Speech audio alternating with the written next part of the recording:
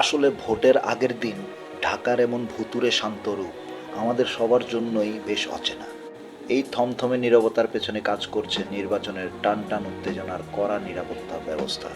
ঢাকা শহর নামটা শুনলেই কানে বাজে গাড়ির হর্ন আর চোখে ভাসে মানুষের ভিড়। কিন্তু আজ এই শহর যেন কোনো এক রূপকথার ঘুমের দেশে হারিয়ে গেছে। আগামীকাল বাংলাদেশের ত্রয়োদশ জাতীয় সংসদ নির্বাচন, আর তার ঠিক আগের সন্ধ্যায় রাজধানী ঢাকা আজ অবিশ্বাস্য রকমের শান্ত। এত খালি রাস্তাঘাট আমি আগে কখনো দেখিনি। যে রাস্তায় জ্যামে বসে আমাদের ঘন্টার পর ঘন্টা কেটে যায়, সেখানে এখন কেবল বাতাসের শব্দ।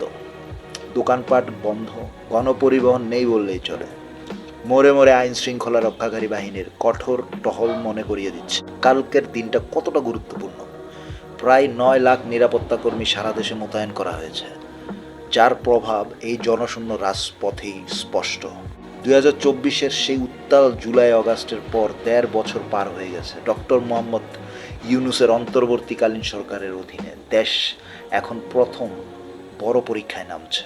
2024 সালের সেই উত্তাল জুলাই আগস্টের পর 1.5 বছর পার হয়ে গেছে। ডক্টর মোহাম্মদ ইউনূসের অন্তর্বর্তীকালীন সরকারের অধীনে দেশ এখন প্রথম বড় পরীক্ষায় নামছে। 12,77,00,000 ভোটারের চোখ এখন একটি ব্যালট বাক্সের দিকে। দীর্ঘ 15 বছর পর এবারই প্রথম হয়তো অনেক নতুন ভোটার কোনো উৎসবে অংশ নেওয়ার মতো করে ভোট কেন্দ্রে যাওয়ার প্রস্তুতি নিচ্ছেন। রাস্তা খালি হওয়ার অনেকটা বড় কারণ হলো অনেকে নিজের গ্রামের বাড়িতে চলে গেছেন ভোট দিতে। ঢাকার এই নীরবতা আসলে এক গভীর অপেক্ষার প্রতীক।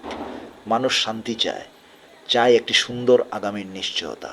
আগামীকাল 7:30 থেকে শুরু হবে সেই ভাগ্য নির্ধারণী ভোট গ্রহণ।